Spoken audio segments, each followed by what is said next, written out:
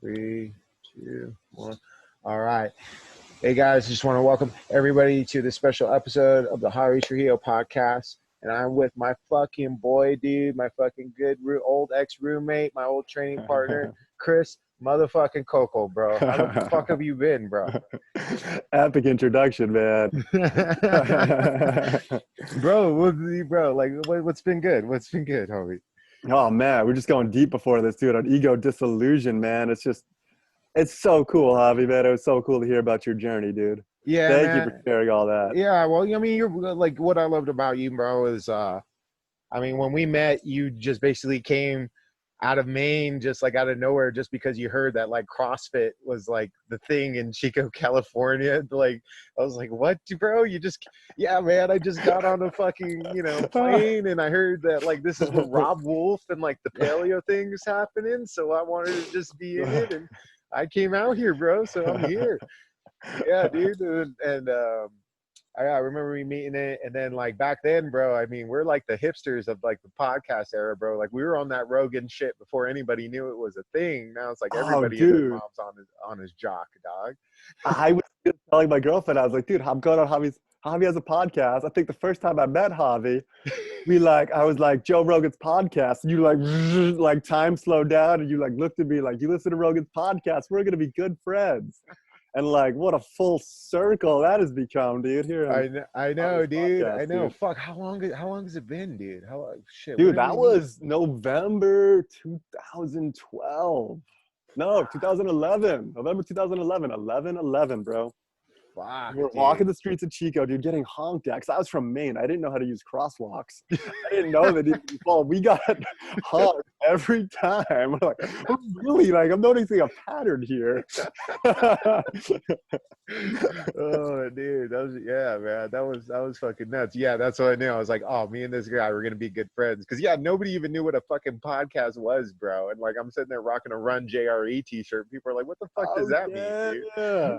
And it's just like, but you guys will know. You guys will know. Now to look at like that motherfucker made $100 million sending it to fucking Spotify, bro. I knew it'd be a big thing. I'm glad it's taken off, dude. It's been a launch point, man. Yeah. Like those podcasts have just been a guiding North Star in my life. Like, dude, definitely meant to be here in Chico. Found out, dude, like I was up in Orono, Maine, northern Maine going to school. And I was like, yo, I gotta see this land. Yeah. And then fast forward here in Chico, dude, just listening to Aubrey sing the gospel about going to Peru and like those spiritual experiences he would have in the jungle. And I was like, yo, I gotta see that. So I'm walking into my work at the time, dude, and my current housemate now, dude, I have a Run JRE t-shirt on. He's like, nice shirt, dude, you should go to Peru. And I'm like, man, I'm going in November. You want to come? And he's like, boom, hops on the trip with me. Holy shit. We wind up, dude, in the jungle, dude, and like, it's like you take a plane and then another plane, then a boat ride up the Amazon, and then you walk up these steps. And the first night we wind up in this whatever medicine hut. There's like probably 60 people. It's a big thing. And everyone's got their own mat, your own puke bucket, your own roll of toilet paper. And everyone goes, skull. And you drink a cup of ayahuasca. And they go, skull, drink it. And they blow out the lanterns, pitch black. And I'm like, I'm laying down. I go, oh no. And I start hearing just like demonic ass. They take little leaf rattles. They're like, shh, shh, shh, shh, shh. And then people start going, and I'm just like, oh, fucking A, dude. I'm just like, I'm so scared. I'm on my mat. I'm just like, and people around me just going, and I'm like, this shit just started. And there's like, shh, shh, shh, shh. Hey, nay, nay, nay, hey. And I'm like, oh, goodness gracious. And dude, like I'm laying there on my mat and my hands spontaneously come together and start getting like light, just like poured into my being until I start getting like sucked out of my body. I was like, too much, back it off. And dude, it was rough, bro. Whoa, it was 5 ceremonies over 6 days, dude. And then what did dude, like, because I know we were talking about it for a while. I wanted to get excited. Like I was debating on whether or not to go to ayahuasca trip or to go to Thailand back then with my fire money. And like, yeah, there was like always something I still wanted to do, but it's just like I don't know why, man. I mean, I guess maybe not now I wouldn't be so scared, but probably back then my ego was just still so fucking strong that it was just like, dude, you don't need that. Maybe what if you don't want to fight anymore? That's what I was afraid of, that it wouldn't. Yeah, truly, man. You know. fast forward, dude, 5 ceremonies, and like it was the most advanced practice I had at the time, dude. It was Wow. the most advanced practice I had. So I was like disciplined, dude, you know.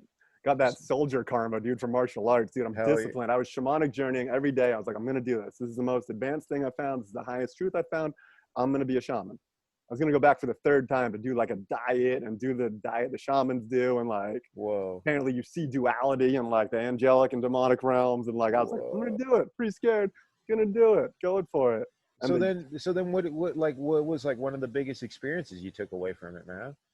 man, I came back, dude, and last time I crunched the numbers, I haven't drank in 800 something days, and that was a while ago.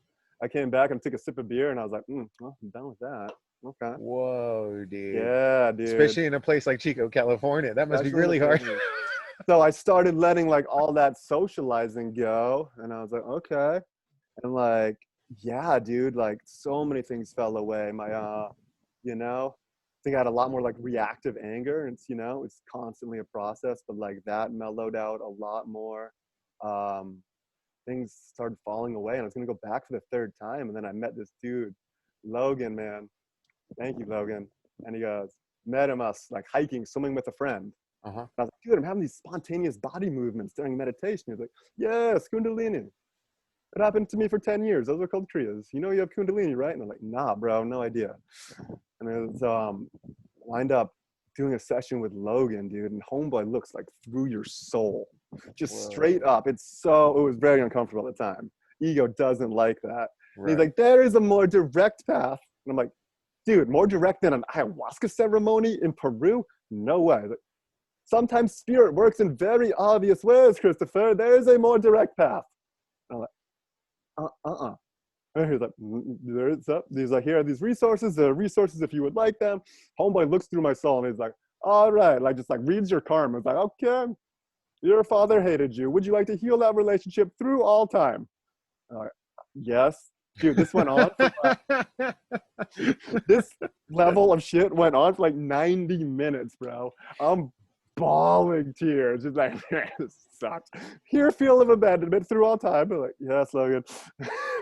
Well, dude, you know what's funny, because like, I mean, what did we meet at? Did we meet at Standalone first? Is that where we first met? I'm like, training some jiu-jitsu. Yeah, and like, I was on one of the podcasts before, like I've noticed something about like guys who train and a lot of guys that are martial. It's like we're all like fucking lacking something. Either I found it's like there's either we're nerds, or we weren't hugged enough, you know, or we were hugged too much, or like we were lacking some type of like masculine like father figure. Like I've kind of realized, you know, and then something about a group of men. I mean, obviously there's women now, but like I felt like towards the beginning of when jiu-jitsu started getting popular, it was just a lot of dudes getting together and trying to figure this shit out, man.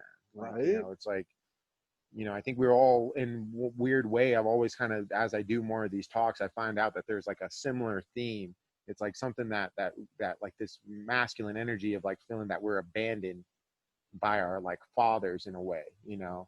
Like, cause my dad was like a deadbeat and he wasn't really around. I mean, granted, we have a good conversation now. Love you, Dad. But anyways, like, I feel that, I forget who it was that I was studying, but he had said that like, if for men whose fathers like either abandoned him or abused them or whatever, is that your father is a representation of society. And if you've been abandoned by your father, it feels as though that society has abandoned you and you are like an outcast. And that's why a lot of these groups of kids that have come from fatherless homes end up like joining gangs, or they end up, you know, getting into drug abuse or going into crime or something like that, because it's like they feel like society has abandoned them. So fuck society, and I will just destroy it, because if it doesn't like me, then I don't like it, and I'm just gonna do everything I can to fucking take it apart, whether it be anarchy or burning buildings down, like some people are doing right now. Like that's what I've kind of noticed, man. And like you felt like you had that problem too, like. Yeah, man. As far as I have understood abandonment, dude, like the most painful shit, dude. Like. And the reason we look for that love, dude, outside of ourselves, like it's just it's ignorance, man. Those parts don't understand. The most painful thing, dude, is like being separate, dude, just from that light, dude, that light of God, dude. Like just feeling utterly abandoned by the universe and just like a sheer like, what in the fuck? Like I'm just solo dolo down here. This place is scary. This isn't fun. There's like, I'm fighting to survive. It's just like the most painful thing, dude, is feeling separate from that. And our relationships in life, those intimate partnerships, dude, you can get that love, right? And it can't be consistently found. So when it's not there, dude, it's like, no, it's like, you know, that brings out the most raw pain inside of us that's uncovered that we don't want anyone to see. We don't want anyone to see, to feel that we could be abandoned by God, dude. There's nothing more painful than that, dude. That's some of the hell realms. Yeah. Too. So we touch on that. I mean, it makes sense because like, I don't know. I mean, it's like, because when I went over to Thailand, and then when I was telling a story before that, I had a little bit of a breakdown, and I went because there's so many Buddhist monasteries up in northern Thailand that I went into some English to Thai translation like practices where they just discuss on the Buddha and this and that, and one thing that I got from it that I just translated, because coming from the West, it's like, this is like the story of when he was sitting under the Bodhi tree, Yeah. and he's meditating, and all those demons come, and he feels that he's like abandoned by himself and he's alone, but he's still just trying to maintain that. It's like the saying when Jesus was on the cross and he said, "Father, why have you forsaken me? Why have you Exactly, left bro. me?" He feels abandoned by God, man. That's exactly it. And those Yeah, experiences will test us, right? That's the yeah. most painful thing in the human experience, as far as I understand, right? Those things where we feel like a victim, we're like, yo, God, that's clearly, bro, you're not with me. Yeah, it's like, dude, why the fuck would you let me go through that, dude? Why are you letting me deal with this bullshit? You're supposed to be here to help me, and no one's fucking here. And you just almost feel like Yes. this complete, utter feeling of like, I wouldn't even call it hopelessness. It's like not just abandonment. It's just like, for fucking what? Like, why have you forsaken me with this existence? For what Truly. point is all this here? I'd rather not exist than to experience this, but yet I'm here. And what Yeah, the fuck is the point? You know? exactly, dude. So that's where meditation comes in, dude. And that's where meditation is the saving grace in my life. And I'll set the intention, dude. Like, let that wholeness, dude, because the other side of the spectrum is oneness, dude. Yoga is union. Like the other side of the spectrum is to take that light of your soul, that light of God, and to be like, you start to infuse it down into those like most unspeakably painful experiences. And Yeah. you grow in your capacity, dude. And this is the process of healing. You grow in your capacity, let these things come up to bring that light into it. And like, you start to get like emotionally ripped and let those things come up. Right. And So then it's not, like, what does that usually come through? Some, like, let's say somebody that's not a meditator or a practicer, or like somebody who's a practice meditation, or in the West they call it prayer. Like, the more I studied about Western Christianity, their version of prayer is just meditation. I had come to find out, I mean, yeah, you could say the words and the chants and all that stuff, but true prayer in Christianity is the same thing. They say focus right here, and it's like, well, that's your third eye, like in Buddhism or Indian yoga. Like, it's the same fucking shit. I'd realized after traveling around and studying with Indian yogis and learning from these Buddhists that, like, oh, it's all the same thing. It's like that inner stuff that comes in, it comes from inside. Like you were saying, in that emotional outpour, like you were saying, would you say that for somebody who's not conscious of understanding meditation or prayer, that it's like that's where like the tears, that's where the crying, that's where the anger, the that rip of emotion, is that what you're talking about? Is that what that is like? Even, or is it also just like happiness? It could be like hopeful, like, is it all emotions, or is it just the negative connotations of emotions, or what? Like, what do you mean by that? we learn to hold like that whole experience, dude, and surrender it. Because part of us will go into meditation and be like, yo, love and light, I don't want to feel abandoned by God. I want like union. I want peace. And we can be in a state of peace with a bunch of unresolved karma under the surface. So like, the more I meditate, the more I literally like widen out my being and be like, some days I'll expect just like, sheer pain. It's like, this is super extremely pleasant, dude. This is beautiful, like tears of beauty. And other days it's like, you know, right to my edge of what I can open my consciousness up to and like perceive. Whoa. Yeah, dude, it's like the whole thing of humanity, man.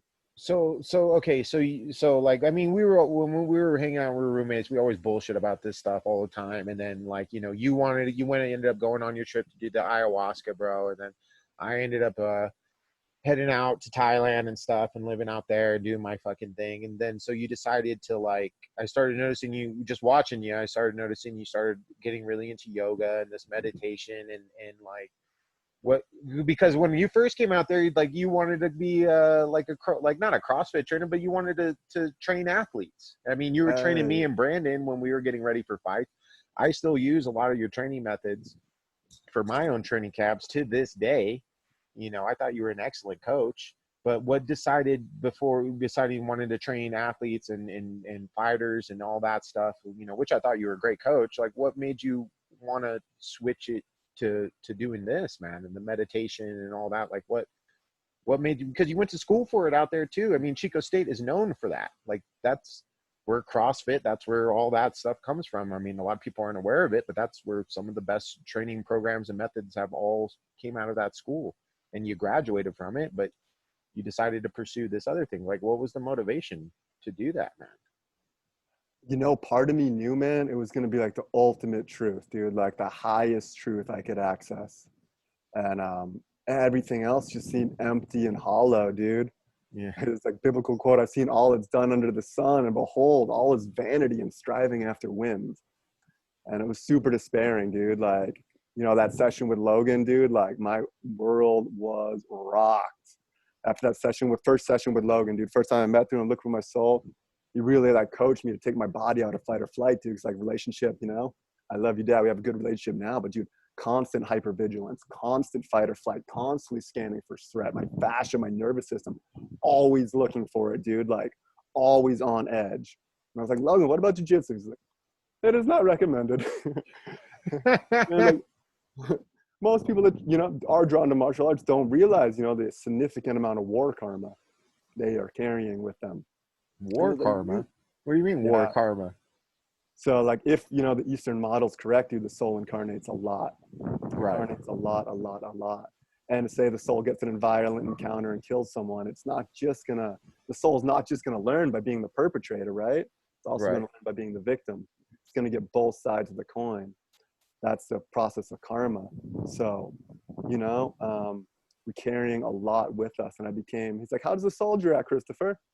Very disciplined, very critical of themselves, very critical of others.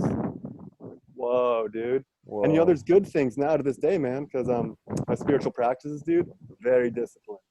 Whoa. Yeah, dude. So I just knew, I was like, whoa, man, this is like hefty war karma circulating. So you're saying like in past lives, like guys like you and me, we were like fucking samurai or warriors out fucking killing guys and being killed in battle.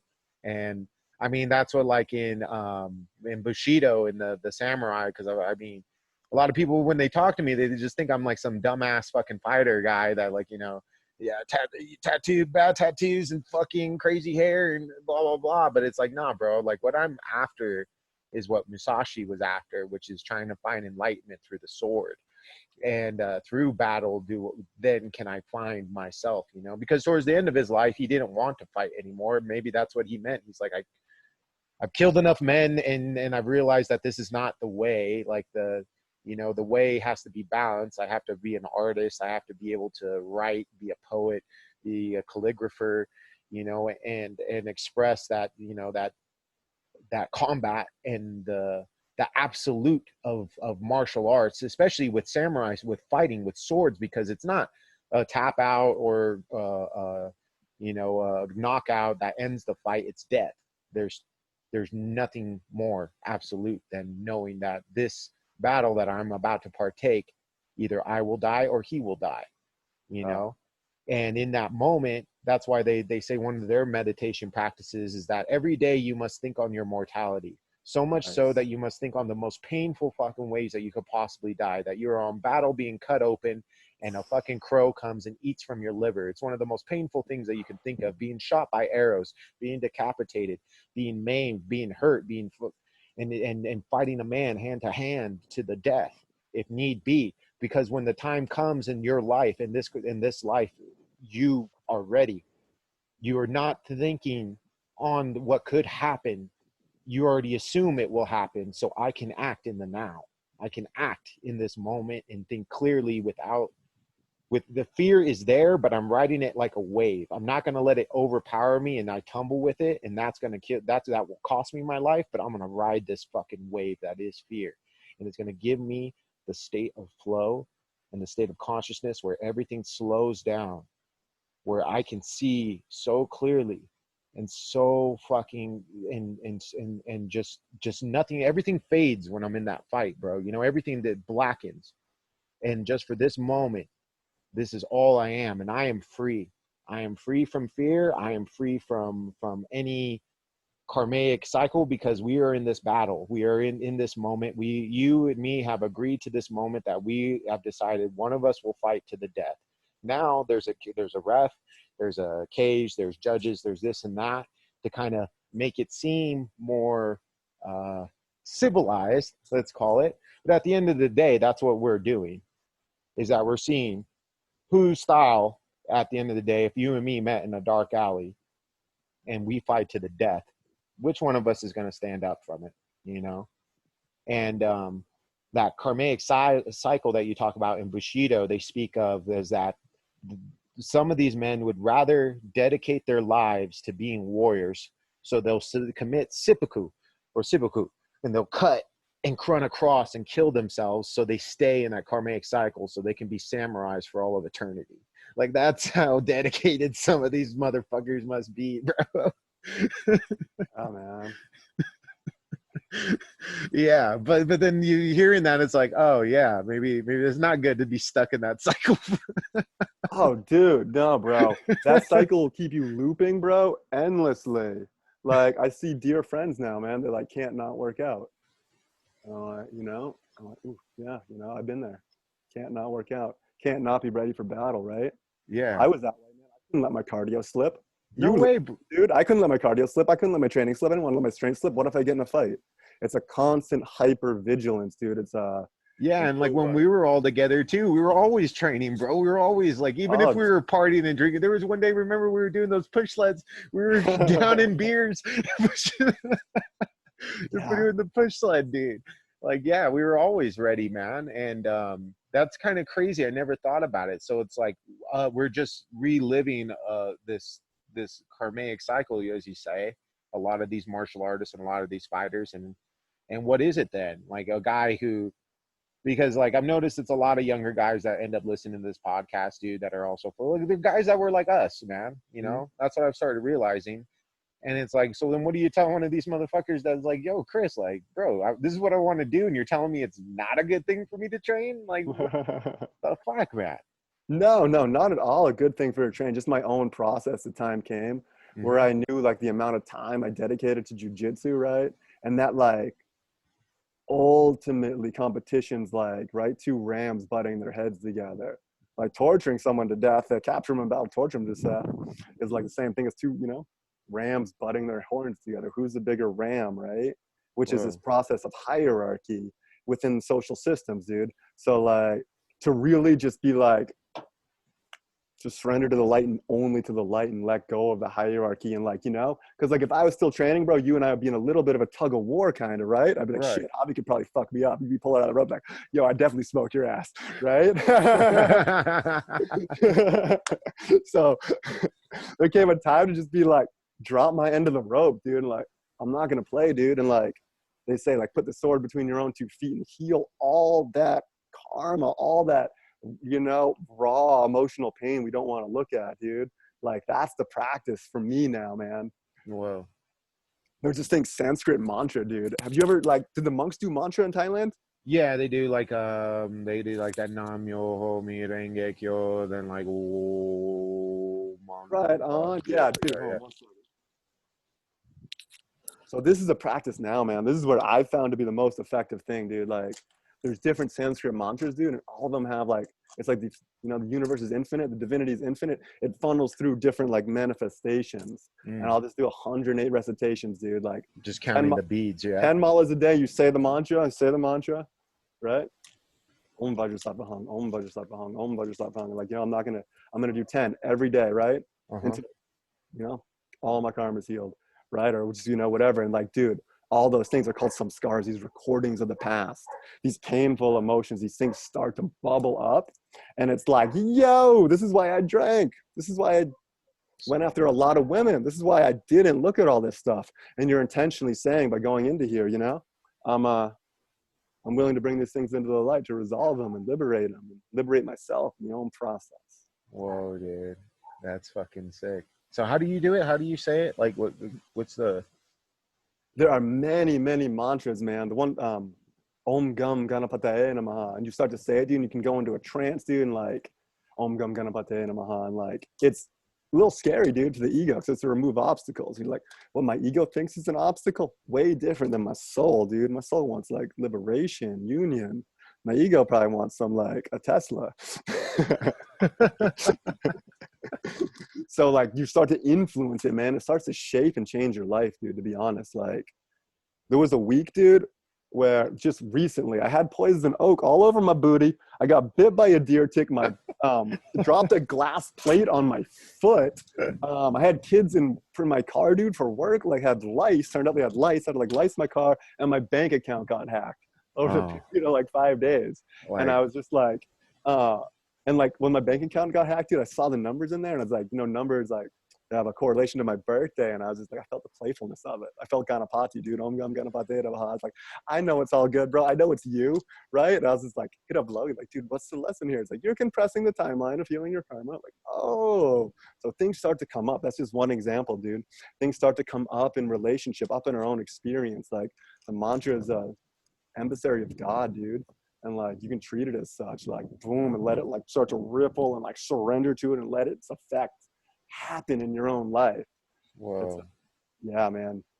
Whoa, dude, that's freaking cool, man. Yeah, like I mean, it's been strange for me, dude, because like I've been saying, like when I was stuck in the UK and like nobody wanted, even if we wanted somebody to train, nobody wanted to train for some reason. I mean, obviously at that time everybody was so scared, nobody really knew what this thing was. Obviously contact to contact was what they thought it would transfer, so nobody wants to fucking train jiu-jitsu. And I just took that bare knuckle boxing fight, and like, you know, my face is healing up still, but it's kind of funny because it was like, okay, I can't grapple, I can't do jiu-jitsu, I can't wrestle, which is what I've been known for everywhere as like my best aspect of myself. And now here you are left with having just only to shadow box, bro. Like this is the only thing you can do to train. You know, you can. Yeah. And then what I loved about shadow boxing, one day I was tripping out as I was doing it, because it was like, okay, if you're a real fighter, fighters always find a way. Mike Tyson, when he went to prison for rape, you know, he stood in his cell and he says, you can look in that state prison cell and you will see the indentations of where I jogged in place for fucking forever. And I shadow boxed all fucking day.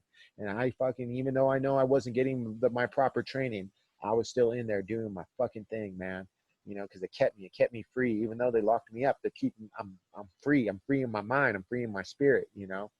And when I was shadow boxing, and at that time, because he was also reading, Bernard Hopkins did the same thing. These guys were reading a lot, you know. And one of my favorite heroes is Malcolm X. When he was in prison, also the same thing. He decided to read a lot and read up on a lot of philosophy, and then I read up on a lot about Taoism and Hinduism. I ended up reading the Bhagavad Gita again. And you read that again? Yeah. You know what? It's kind of funny. I tend to read it before a fight, because that part with Arjuna and is it Krishna? What's the blue god? What's Krishna? Yeah. When they have that talk and he wants to run away. That's that same feeling I always get the night before. It's like, well, maybe you can say you're feeling sick, or you hurt yourself, or you're injured. And it's just like, no, dude, if you back out now, the intent, like what Krishna said to him, he's like, well, the world will scowl your name Your own people will fucking hate you. They will forever call you a fucking, a coward. If you do not take part in this battle, it doesn't matter if you win or lose. You are part of the collective as a whole. You must do this because this is it. This is life. You are entitled to the training, to the diet, to the weight cut, all that suffering. That is yours. But you are not entitled to the fruits of your labor. If you win or lose, that is not up to you. Fucking, you let it ride. And you just go in there and you fight with all of your fucking heart and all of your fucking soul. And you just fucking fight. Because that is what Brahma fucking wants. All right, now get in there and fucking do it, you fucking pussy. And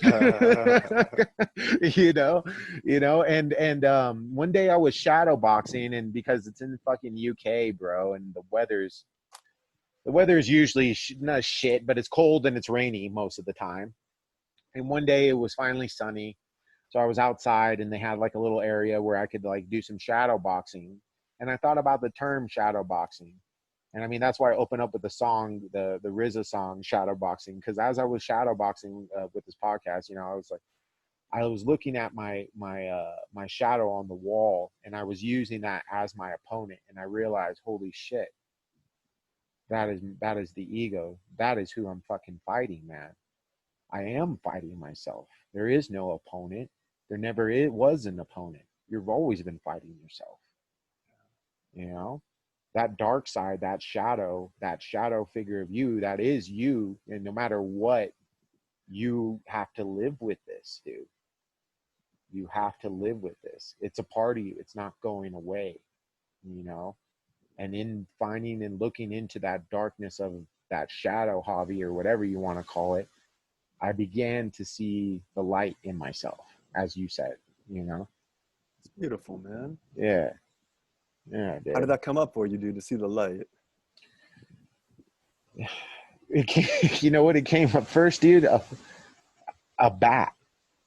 A what? The bat. I saw. I forget what I was watching. Well, you know me, dude. I'm fucking, a 10th planet guy. I like smoking weed. Conspiracies and weed go together like milk and cookies, bro. Like, it is what it is, I was listening to some Alex Jones. I was listening to some fucking all sorts of shit. And, everything always still comes up with the bat. Some cat motherfucker cocksucker ate a bat suit. Some Chinese dude ate some bat soup, got sick. Or if it's the goddamn Chinese CCP and they're experimenting with bioweapons and they gene splice this with the bat and that's what this COVID thing is and it's built and they wanted to get, whatever. Or, if it did come from this bioweapons lab and they mutated some type of bat gene with this fucking coronavirus, and then some fucking asshole is going to listen to this podcast and be like, there's no hell that works, Javi. Actually, we're just like, suck my dick, bro. You're not no biological fucking person either. You eat my ass, bro. Anyways,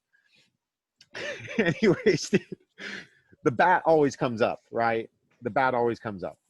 That's where this thing came from. It always keeps coming back to this bat, and I've always been a fan of symbology. And I talked to another friend of mine who's an artist in Thailand. He was an anthropologist, he studied anthropology, and it's just finding the similarities between various cultures. Mm-hmm. Symbols that we, regardless of our backgrounds, language, and everything, that these symbols always still have the same meaning. And one that I'd realized with the bat was that the bat is the symbol of the dawning of rebirth, because the bat comes out at the darkest moment at nighttime, when it's complete darkness. That is when the bat comes out. And the bat is an animal over time has learned to adapt, to see in the darkness, and learn to thrive in the darkness, And then look at, how does it use it? It uses when you say the chants, and when you've been talking about the chants, those are frequencies. I remember Duncan Trussell talking about when you say these chants like Om Mano Pani Om, or any of those, or Hari Hari Hari Krishna, Hari Hari Hari Hari, you're channeling into something and everybody else is going, and that's that wave, that frequency that we're all connecting to. I know there's a bunch of Buddhist monks somewhere that are saying the same chant right now, and we're all just channeling into this frequency. And like the bat, it sends out a wave. It sends out the wave, and that's how it finds where the fucking the bugs are for it to eat it. In the complete darkness, there is no light. It has found a way to send a signal from itself to find the thing that it needs to thrive, right? And just when I think on meditation or prayer or any of those things, that when we say like that, that's our little version of that's our Om Mano Pani Om, or Hari Hari Hari Krishna Hari Hari Hari Hari Hari, or Om. That's our way to find that what it is that our soul needs for us to thrive in a world that is constantly tricking us, constantly saying that, oh, you need this, oh, you need that. If your face isn't clear and you don't have acne, girls will want to fuck you. If you have a big car and a big house, everybody's going to like you. If you have the UFC welterweight championship belt, Javi, everybody's going to want to be your friend. Everybody that you wanted acceptance from. Problem solved, man. Fucking hell. Yeah, dude. All my problems will be, but then you start realizing when you get all that stuff, it's like a hole, it's like a big void, and no matter how much girls, money, drugs, you just keep fucking trying to feed this fucking hole, and it's never satisfied. I had a really wise dude say to me once, he's like, yeah, there's a misinterpretation, by my system at the time. Like, if you get what you want, you get these things. So I was researching like law of attraction, right? Like I could just like manifest it. Like, yo, if it's all like, if the universe can bring anything at any time, like, what up, dude? Hook it up. And he was like, yeah, and like, it wasn't happening. Right. And it was grace that it wasn't happening in my life. But man, did my ego kick and scream. And he goes, Christopher, like, there's a misinterpretation in your system. If you get those things, it's going to be the answer to this void, this karmic pain, this emotional pain in your system. You have these things. You think that's going to fill it. And that's simply not correct. So like, dude, there's been this principle, dude, of sovereignty, like to be your own authority, dude, and surrender like only to the highest principle and nothing else. So like, I'll like claim sovereignty, right? From the consensus consciousness, claim sovereignty from like the egos and all humans, claim sovereignty from the environment. We go somewhere because part of us is taking on energy, and they're kind of like they're like sending this energy, like resonate and be like us, right?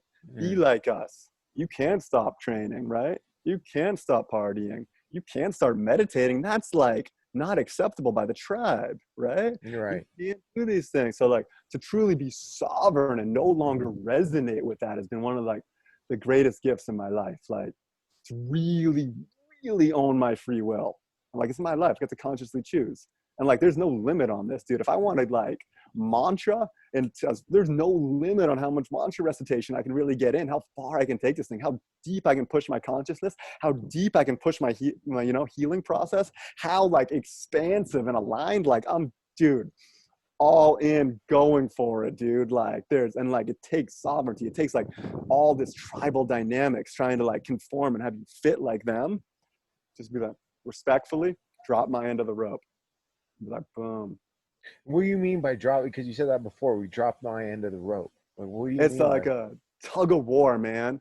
Like kind of like wanting things from tribal dynamics, wanting things from the tribe, right? Wanting things from the community of Chico. So there's kind of like I'm pulling on that, and they're kind of like pulling back, right? Like there's this tug of war of energy dynamics in a lot of relationships. There's a push and a pull. So yeah, and like, I got too far on one side, just like, fuck you guys, like, I'll sit on my meditation cushion for 6 months. And, that's my own push, right? The society's like, fuck you back, right? It's like mirror dynamic. So just being like, neither for nor against that, and drop my end of the rope to neither for nor against, like the Buddha taught equanimity. Kind of a drama queen, dude. Not the best at equanimity, but learning, like, to become truly, like, nothing can really hook into your system. You're just neutral. And trying to do that in relation to the consensus consciousness at once. Like there's different strata of it, dude. Like there's like some really, bullshit GMO like commercials through TV strata, and we pop out of that and like we're into the next one. And yeah, just to like blast out of all of it and like manage our own lives. Yeah. And I mean, dude, I wouldn't say like we're woke. That's like the new term. That's oh, you're woke, you know, but it's like after a certain point when you start like hacking away at, I guess, you would call, you're calling it a tribe. I always call it like the society pyramid that we're all like kind of in, and we're all trying to get to the next level because we think once we get to the next level, it'll be a little bit easier. And I'm standing on a bunch of more people and things are good from up here, from up the top, bro. Like, but then you realize that each veiling is an uncapping, and you realize like, holy shit, like, why do I want to stand on top of this man-made pyramid when I can just go to the fucking mountain and there's nobody telling me I have to do this or do that or do whatever, you know, I can just go. I don't have to go up your man-made bullshit, and I don't have to be at the top of it, because you know what? The biggest pyramid is still smaller than the fucking Himalayan mountains. You know, so it's like, dude, you know, it's like you're just saying, fuck this shit, dude. I'm like you said, I'm dropping the rope and I'm gonna do my own thing. And then like, dude, like on this journey, I would assume, because like I feel at times fighting when I decided to stay in Thailand and not go back to firefighting and commit to this fully, like this is gonna be my fucking life. I'm gonna live being a true fighter. Like I would assume the same for you when you being on this like spiritual path. Like you must have been met with a lot of people not wanting you to do it, or basically leaving you because they feel like, you know, we're not on the same click anymore, bro. We have to split ways. Like, did you have moments like that with people when you said like, okay, bro, I'm ditching the strength kit, I'm doing, you know, I'm gonna dedicate to finding this personal sovereignty? Because like from what it sounds like to me, when you decide, and I haven't, I mean, what you're doing scares the shit out of me, because I'm still wanting to hold on to maybe this warrior karmic cycle, and I don't want to let go, because for some reason the chaos and the violence and the there's something comforting in it for me still. Like, even though it's like what makes a lot of people uncomfortable in moments of in crisis and chaos, I find a lot of comfort in that,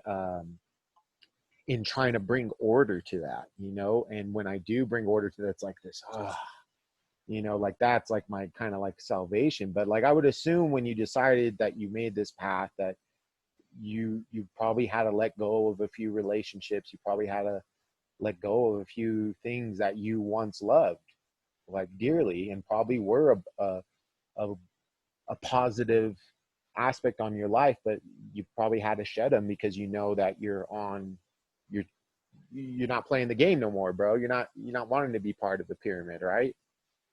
Yeah, man, truly, dude. Growing pains. And like for real, all that stuff served, dude.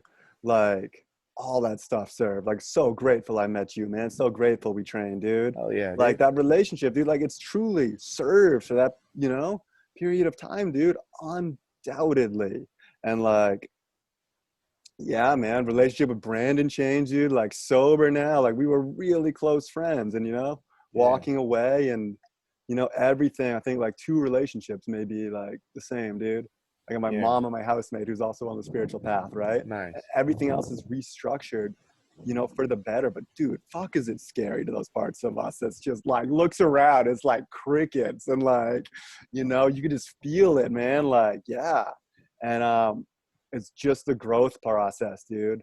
It's just the growth process. And part of me knew, like, I got like all of a sudden I had like 2 really wise dudes in my life, and I was like, these guys are not like the, you know, the normal crew. This is not a normal human being. They're the most peaceful, loving, wise human beings I've ever met. And like, man, I'm in some shit right now. This is super painful. You guys say everything's going according to plan. Part of me fucking hates it. Kind of know you're right. So like, yeah, dude, it was super duper uncomfortable, man. So much growing pains, you know? And I'm so grateful, dude. You know, your relationships start thriving, dude. You know, the right connections get brought, you know, in. You know, dude, the company that I work for now, dude, like the dude's like company motto is like moving from fear to love. I'm just like, oh, you guys weren't kidding. If I changed my vibration, I would attract or, you know, become like a resonant match with someone else's like vibration. Whoa, you guys really weren't kidding. Like the universe kind of knows what it's doing. Yeah. But like, but yeah, dude, it's it's this leap of faith, dude. Like, and that's the thing, like I was like, that's what it is at the end of the day. That's the universe or Brahma or God or whatever you want to fucking call it, dude. It wants you to make that leap of faith. You know, it wants you to make that jump, and it's like, well, I can leave all that I've known and the comfort of my home and who I've identified myself, and I want you to jump over this cliff into this ocean that is unknown, and you have to do it. And if you don't, then sit down and enjoy your little thing that you made for yourself in your own little home, and you can stay on this little thing that you've always known, this little fucking island, or you can jump off and see the rest of the world that is here. But you have to make that leap, and that's free will. That is choice. That is what the gods or the immortals or whatever envy us, is because we have that moment. That's something that when they see us, when they see a fucking dude riding a super tsunami wave, or when they see one of us fucking fighting for our lives in a fucking fight, or, you know, if a guy free climbing off of a fucking hill, it's just like, dude, what the fuck are these guys doing? Don't they know that they could die at any moment? But they envy us because they're internal, they are all wise, but they don't know what that feeling, that leap of faith, that jump in whatever it is, that, okay, this I'm gonna leave everything I've known. I'm gonna leave the comfort of my own home country. I'm gonna leave the comfort of a career. I'm gonna leave the comfort of what I was brought up in my tribe to believe, that this is what will make me successful, that this will make me happy, that will lead me to salvation, for something that I have no idea about. But you got to make the fucking leap. And you're gonna lose some people along the way, and you're probably gonna lose yourself at a point. But when you lose yourself, you find out that you find yourself again, you know. And yeah, dude, I mean, that's been, you know, like for me, like I said, dude, I'm having a hard time letting go of this warrior karmic cycle, because I feel maybe in some life I feel like I must have been a fucking samurai, because, like, I mean, at the end of my journey in Thailand, before I had to leave, you know, I fought for the title, and they gave me a one of a kind samurai sword that's mine. And for some reason in that moment, when I held it and I held it up, this a chain of lives, like a toothpick through an onion, just, and it was like I felt connected with all for one moment, just the one moment when I held it up over my head and I pulled it draw it from its sword, and I felt like I am home, you know, like, and coming back, and then after all the BKB fight and then doing this and then all the shit I went through with COVID, it's like, for me, I've entered a strange point, because it's like, okay, what if all this shit, I mean, barely these guys that are in the fucking UFC are barely getting fights. Like, who's anybody to give you a fight? You know, who, maybe things might not come back to normal, Javi. So if you're not going to be fighting anymore, what is it that you want to be left with? And I kind of realized that it's like, oh, I have to be a teacher. The only time that I ever feel whole like that is when I'm teaching and I see somebody do something, or I show them how to express themselves through their body, and they do it right, and I see the light in their eyes, and that gives me like the same feeling, you know. You like, it's not being in the cage, and it's not sitting there just fucking bashing a dude in the head and you're just happy fucking throwing up signs and shit and then fucking hit him. But, you know, it touches another part, because it's like I'm passing down something that was passed from me, from somebody. I decided, okay, this guy was on the same journey as me. I'm going to take what I thought was good about his journey, and the things that I don't like about it, I'm going to try and avoid that. And I'm going to take what I like about it and make it my own, you know. But, you know, but for me, I'm coming to grips, and the more I do these podcasts, I'm more inclined to talk and see what it is that I really believe in and what it is that I really value. And it's like, I know that this journey is very temporary. I only have a few more years. And it's like, so once it is time to leave the warrior class, you know, what is it that I step up next to in? Because that's what terrifies me too along this fighter's journey, is the guys that just never let go of the rope, I guess, as you keep saying, you know, and that's a really sad thing to look at, you know, and that's one thing I don't want. You know, truly, man. That's it, you know, and the universe respects our free will. You know, we can kind of be prompted, right? Like, hey, maybe look somewhere else and let it go. And we can be prompted. And, you know, the universe respects our free will, man. We're like, hell no, I'm doing this. And, you know, it's what's known. It's what's comfortable. It's what's familiar, man. Yeah.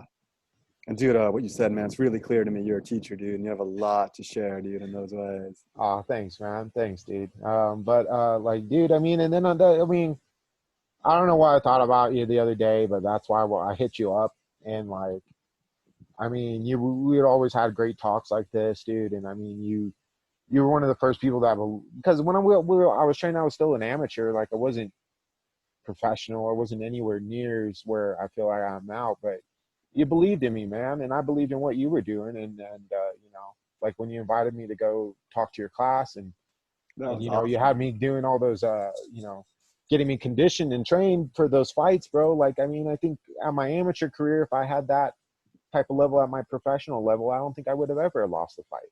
You know, like, I felt you mentally prepared me. I thought you were a great coach too, you know, and I mean, now instead of training the body physically, you decided to go on to train people spiritually, man. And I think it's a beautiful thing, dude. And I know it's been a while since we talked, so it was nice to fucking talk about you with this shit, dude. And so, you know, great to reconnect with you, my dude.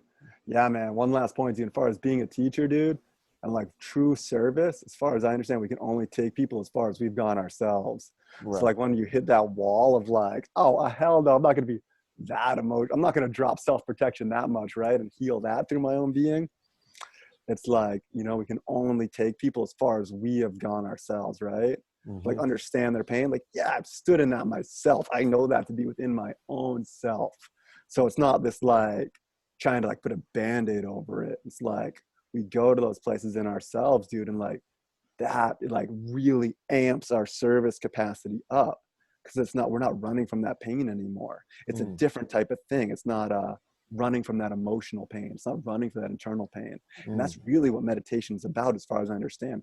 These mantras kick up karma to be healed, dude. And once it's healed in your system, it's like this vibration, you know, it's in your system, and it's this healing balm you can offer to other people. Like, yeah, I've done that. I know what's up, man, right? So it's this motivation. And like, dude, to go deeper into that teaching capacity. Yeah, absolutely, man. And it freaks the ego out. The ego kicks and screams the whole time, bro. And then like, dude, why, it's funny, like you said that you, with the place you're working for now, it's like, what was this quote? Fear moving from fear to love. From moving from fear to love. And you know, I think that's what like this whole COVID thing is that it's a conscious, a human collective as a whole. Everybody's really afraid right now. You know, everybody's really scared. They don't know what's going on. They don't know what's happening. There's people out in the streets rioting. I get scared sometimes, you know, and when that happens to me, I start breathing. I'll start meditating, because it brings me back. It's like, nope, don't give in to the fear. Don't give in to it. It's all illusions. It's all images, bro. Like what's going on right now, this is an image. What's going on the screen, that's not real. What's in front of you is real. Stay in that. Stay in the love. Love your neighbors. Love you. These people aren't your enemies. These are your community. Love your family. Love your friends. Keep coming from that. Don't get pent up. Don't trigger. Now is not the time to fight.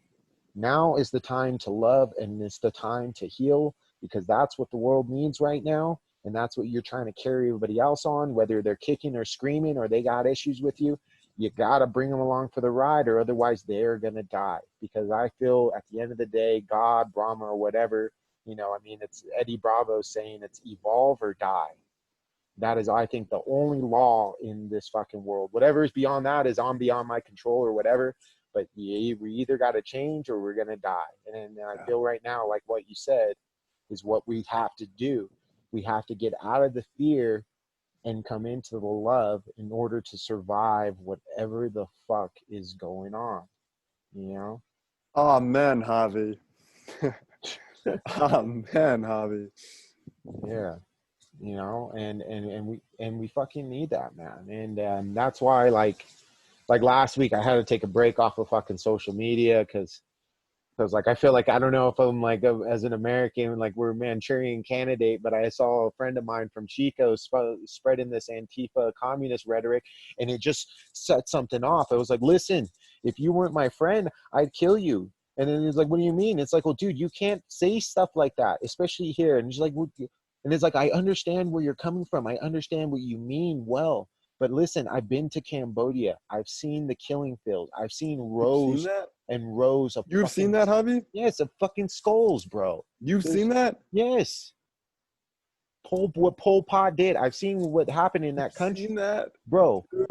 Dude. And then you don't even have to see that. If somebody goes to Cambodia, which you do in Thailand, because you have to make visa trips. So let's say your visa's up for 2 months, you go to Cambodia, you go to wherever.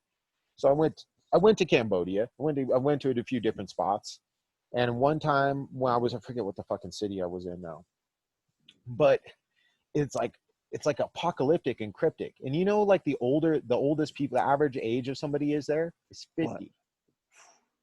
Damn, you know why? Because Pol Pot killed everybody else. Oh. He murdered everybody, the engineers, the scientists, the teachers, all this, because they're bringing in a new age, a new wave, a new establishment. I mean, I get it. Tradition must be, there's things that we have to hold on to as a society that are the core that have gotten us to this point that we're at.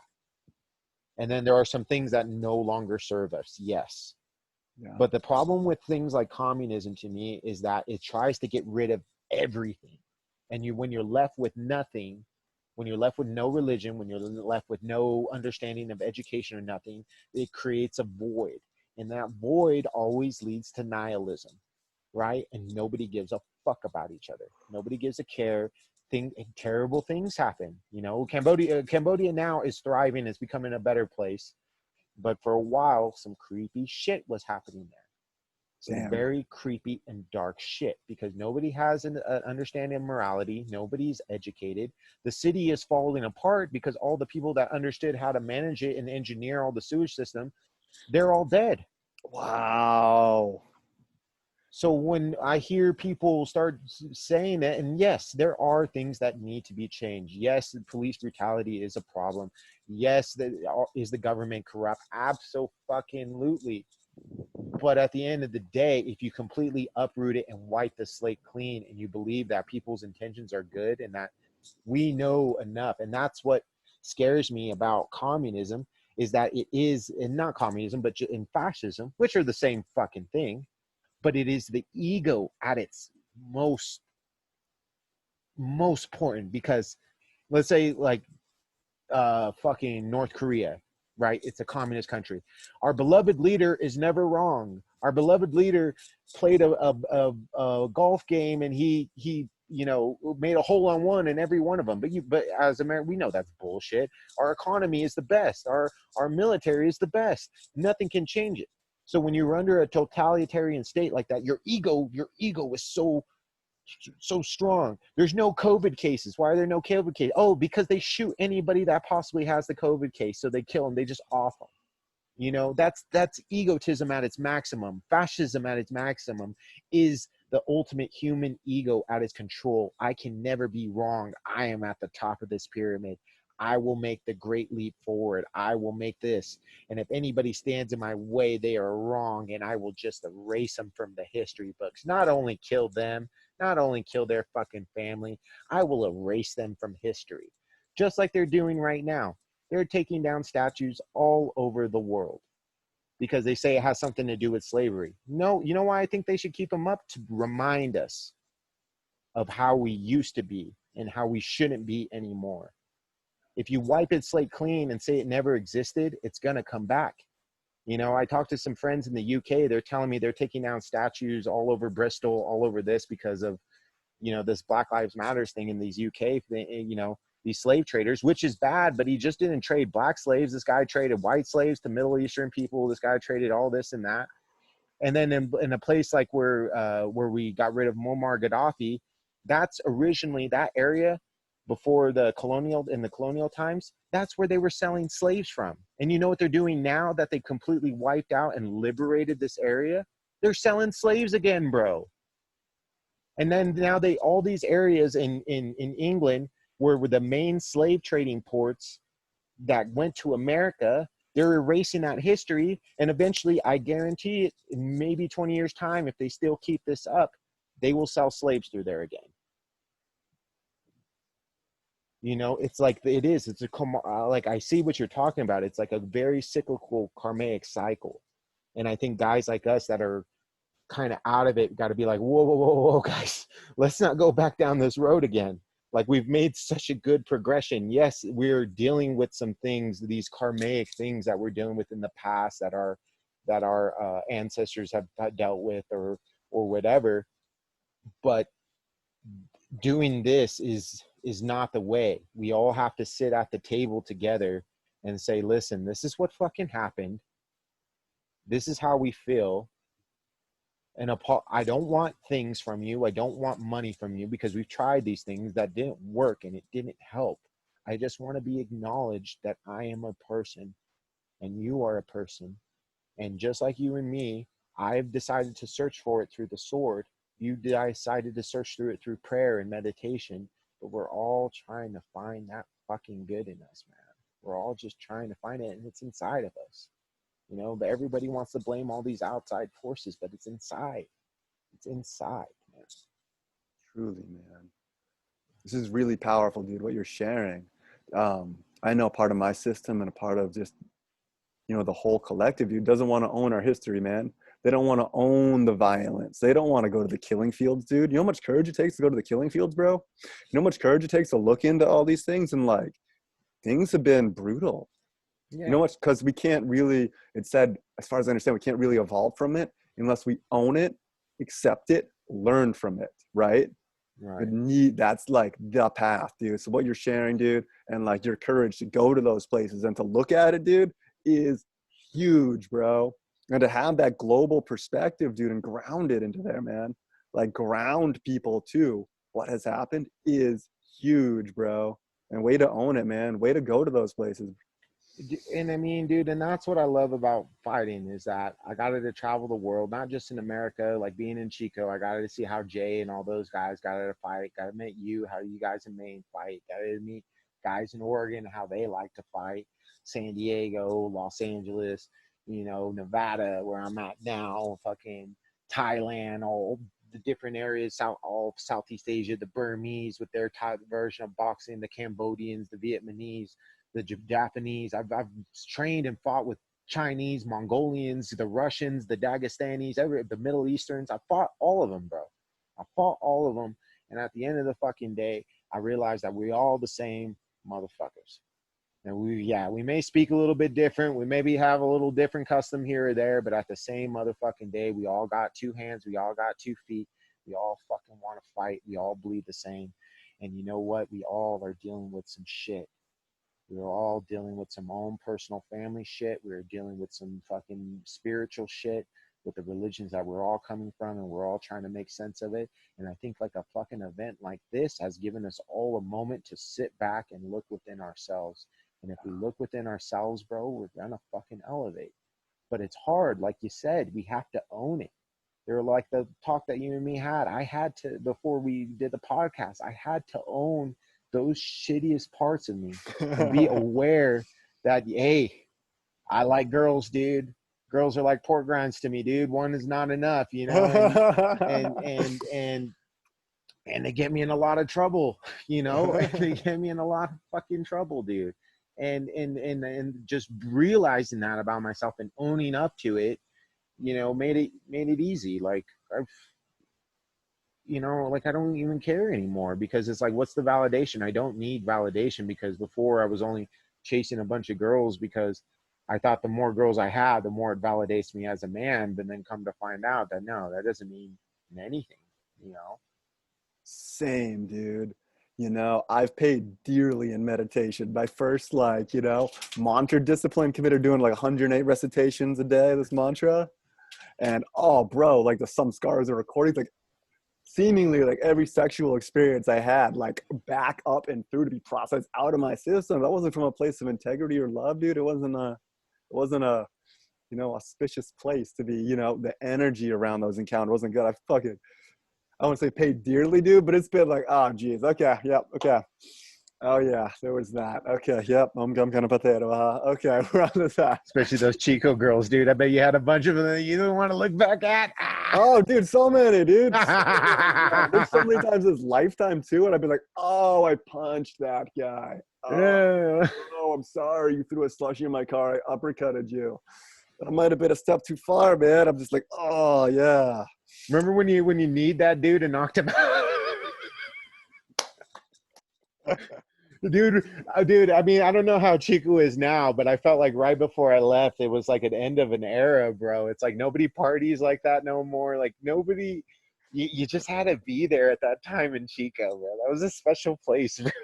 That was ridiculously fun, dude. It was ridiculously fun. I mean, man, that's why when I got to Thailand, dude, and these guys are like, "Hey, bro, we're gonna go out and party, and then we're gonna go train. You think you can hang?" And it's like, "Excuse me, sir, I didn't go to proper college, but I did party and train at Chico State."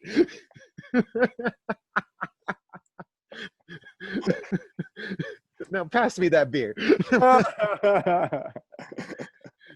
That was the beautiful thing about Standalone, dude. It taught me how to party and stay disciplined at the Those were some great times, my dude. Yeah, dude. Yeah, and I mean, I trying to explain. Everybody asks where the name Honeybadger came from. It's from fucking you and Brando fucking calling me it. Epic, man. Yeah, And dude, what these riots have shown, dude, the power's with the people, dude. We rise up not in a violent way, dude, but if people can organize in a constructive way, like how much power do the people have? exactly. For real, dude. Like, I don't think the answer is, you know, more violence. And I know it's really hard to override that cycle. I struggle in my own system frequently. But like, dude, if the people can organize in an effective, like, heart-aligned way, like, whoa, dude, like later old money, like, And that's what, like, yeah, absolutely, man. And that's what I said about like when this whole George Floyd thing happened. And it's like, listen, if you just stay and you peacefully protest, and then I mean, the same people that were giving me shit for wanting to go outside not wearing a mask are the ones that are protesting right now. It's like, if you just peacefully protested, you could have peacefully protested from your door instead outside. That would have made a bigger effect because they were waiting for everybody to trash shit up. And that would have threw their whole game off if you would have done that. But the thing is people aren't trained. And I mean, I get it. They've been pent up inside. Everybody's going broke. Everybody's watching the fucking TV and they're getting their propaganda filled.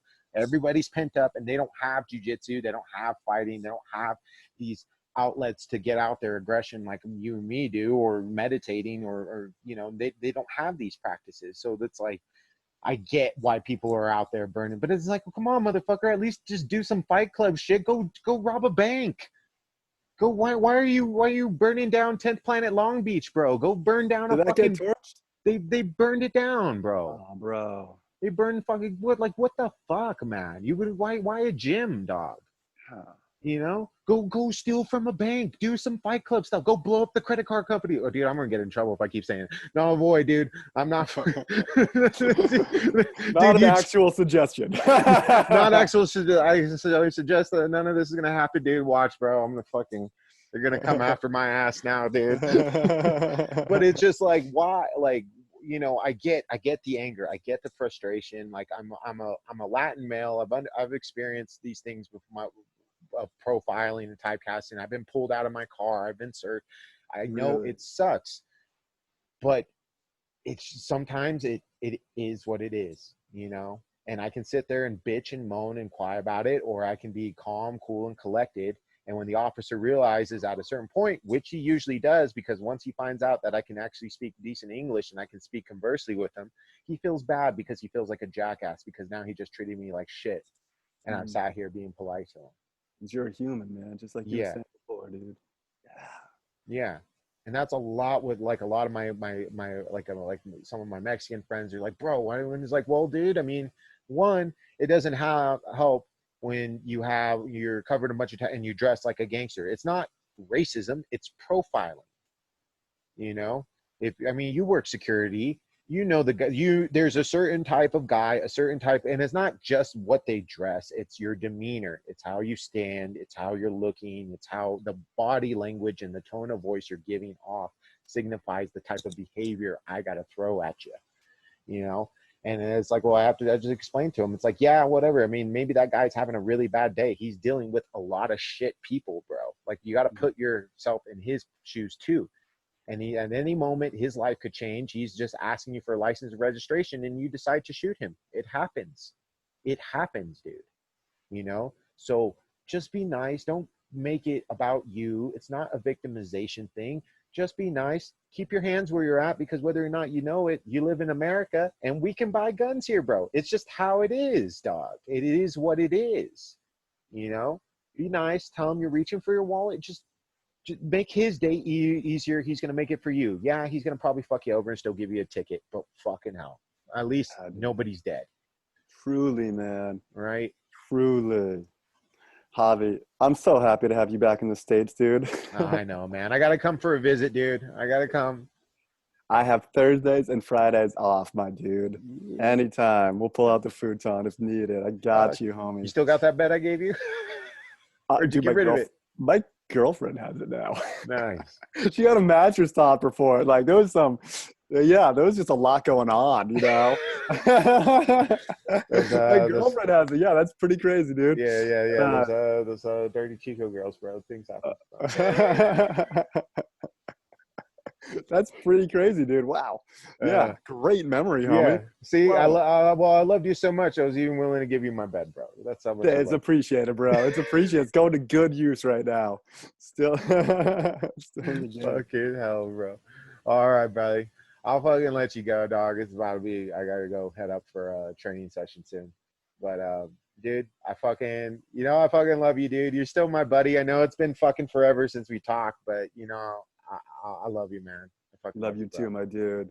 Yeah, dude. And then, hey, man, so like, I didn't get a chance. I wanted to tell everybody, like, you're going to be doing a class now, and like, I mean, like, if people want to get in contact with you, dude, and they want to learn more about meditation, or they want to learn more about, like, you know, ayahuasca, or your journeys, or all the stuff that you're doing, and you're teaching a meditation class now, right? Is that correct? That's actually through the company I work for. That said, yeah. Christopher Kokoll. What is it? Christopher Kokoll on Instagram. Christopher Kokoll on Instagram, dude. Yeah. They can get in contact with you if they want to learn anything more. And I highly recommend it, guys. I love this dude. He's taught me so much over the years, and I don't think I'd be the man I am today if I didn't meet you, Chris. So fucking love you, dude. I mean, come on, you gave me the name Honeybadger, bro. You fucking come on, dude. I think that came from Brando, dude. We got to give it where it's due. You kept pumping it. You kept pumping it, though. Okay, we kept it alive for sure, man. You lived up to it, no doubt. Hell yeah, dude. Hell yeah, man. But thanks again, dude. I'm happy we did this. It was a great talk, bro. And once I fucking get a little more cash together and I can go travel, bro, we'll go fucking hang out in Chico, dude. Bullshit, meditate, do some stuff. I look forward to it, homie. Let's go for a hike, dude. I want to go to Bidwell. I haven't been to Bidwell in forever. Let's go for a hike. Oh, dude, you're going to smoke me at some trail running. Hell yeah. Per usual. Hell yeah, dude. Cool, dude. All right, buddy. Hold on. I'll end the recording, man. Okay. Later, my